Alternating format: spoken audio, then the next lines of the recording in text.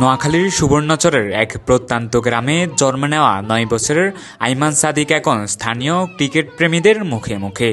বয়স মাত্র ৯ বছর হলেও মাইক্রোফোন হাতে সে যখন মাঠে নামে, দর্শকদের মনে পড়ে যায় পেশাদার কোনো ধারাভাষ্যকারের কথা। এই ক্ষুদে প্রতিভা শুধু এলাকার নয়, দেশের ক্রীড়া মঞ্চের ভবিষ্যতের সম্ভাবনা হয়ে উঠেছে। আইমানের ধারাভাষ্য শুনলেই অনেকেই অবাক হন। তার কণ্ঠে রয়েছে পাকা ধারাভাষ্যকারের মতো আত্মবিশ্বাস ও আবেগ। স্থানীয় ফুটবল ও ক্রিকেট ম্যাচে মাইক্রোফোন হাতে নিয়ে সেই খেলার প্রতিটি মুহূর্ত জীবন্ত করে তোলে।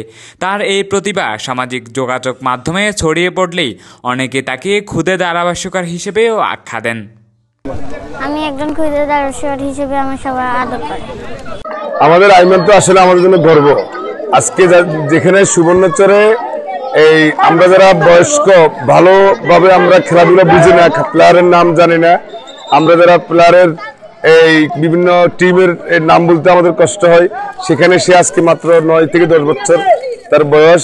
আমি মনে করি এই 10 বছর বয়সে সে আজকে না, আমি তার 2 বছর আগ থেকে সে প্রত্যেকটি টুর্নামেন্টে সে গিয়ে তার বাবার এই উত্তরসূরি, আমি মনে করি তার বাবার কাছে ছাড়িয়ে গিয়েছি ইতিমধ্যে।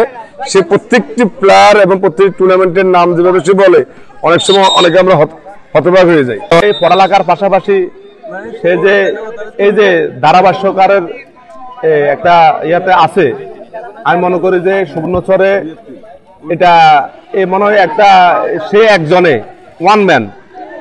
আইমানের ধারাভাষ্যের প্রতি আগ্রহ শুরু হয় তার বাবার হাত ধরেই। তার বাবা নিজেও একজন ধারাভাষ্যকার, যিনি স্থানীয় বিভিন্ন মাঠে ধারাভাষ্য দেন এবং অনেক আগ থেকেই ক্রীড়াঙ্গনে পরিচিত মুখ। ছোটবেলা থেকেই বাবার সঙ্গে খেলার মাঠে যাওয়া, ধারাভাষ্য শোনা এবং তা নকল করতে করতে আইমানের ভিতরে গড়ে উঠেছে অসাধারণ দক্ষতা। ও যখন 4 বছর বয়স, ওর এখনো ছেলে মানুষই যায় নাই, 4 বছর বয়স যখন ওর, তখন আমি আশিক আলী অমি নামক একটা টুর্নামেন্ট পরিচালনা করি। এটি ছিল হাতিয়াতে। আমার সাথে সে খেলা দেখতে যাই। যাওয়ার পর আমি দেখি যে রাত্রে আমার মোবাইল ফোনে সে ভিডিওগুলো দেখতেছে। দেখার পরে আবার নিজে এটা ভিডিও নিজে করে। আর ও যখন ভিডিওগুলো করে নিজে বলে Ashiq Ali Omi gold cup cricket football tournament, এই বিভিন্ন প্লেয়ারদের নাম বলে, ধারাভাষ্যটা মানে করার চেষ্টা করে। তখন কিন্তু মাত্র 4 বছর বয়স। তো ওর এই বিষয়টা ওর মায়ের চোখে পড়ে, আমার ওয়াইফের চোখে পড়ে, এবং সে এটা ভিডিও করে আমার কাছে পাঠায় যে দেখেন আপনার ছেলে কি করতেছে। তা আমি যখন দেখি না, ও তো মাশাআল্লাহ ওর উচ্চারণটা অ্যাকুরেট, এবং প্লেয়ারদের নাম মোটামুটি আমি যে নামগুলো বলি ওগুলো সে মুখস্থ করে ফেলতে পারে।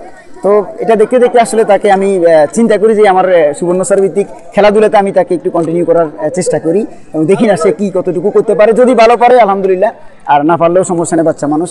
তো করতে মোটামুটি আমি হাতিয়া, সুবর্ণচর, রামগতি, লক্ষ্মীপুর সহ উড়িষ্যারও আমাদের যাওয়া হয়েছে, এবং মোটামুটি আইমান এই পর্যন্ত প্রায় 1000 ম্যাচ সে পরিচালনা করে ফেলছে। আর বাবার ধারাভাষ্য দেখতে আমি এই পেশায় আসছি। ভালো লাগে, আমি মাইক হাতে নিলে আমার অন্য একটা অনুভূতি কাজে লাগে। একজন ক্ষুদে ধারাভাষ্যকার হিসেবে আমার সবাই আদর করে। যখন অন্য শিশুরা খেলা দেখতে ব্যস্ত, তখন আইমান ব্যস্ত খেলা বিশ্লেষণে। যে খেলার প্রতিটি বল, প্রতিটি মুহূর্ত এত সুন্দরভাবে বর্ণনা করেন যে দর্শকরা তা মন্ত্রমুগ্ধের মতো শোনে। আইমান সাদিক সুবর্ণচরে ইতিমধ্যে একটা সুনাম অর্জন করেছে। তার পিতার উত্তরসূরি হিসাবে আমরা চাই ভবিষ্যতে তৃণমূল লেভেল থেকে জাতীয় পর্যায় পর্যন্ত তার এই ধারাভাষ্যকতা ধারাবাহিকভাবে সাফল্য বয়ে আনবে। সে যেভাবে সুবর্ণচরের ক্রিকেট বলেন, ফুটবল বলেন, বা অন্যান্য যেসব খেলা আছে সব খেলা সকল প্লেয়ারকে সে খুব ভালোভাবে চিনে, সবার নাম বলতে পারে, জার্সি নাম্বার বলতে পারে। এটা আমাকে অবাক করে। আইমানের এই প্রতিভা বিকাশে তার পরিবার যেমন পাশে আছে, তেমনি তার স্কুলের শিক্ষকরাও তাকে বিভিন্ন সাংস্কৃতিক অনুষ্ঠানে ধারাভাষ্যের সুযোগ দেন।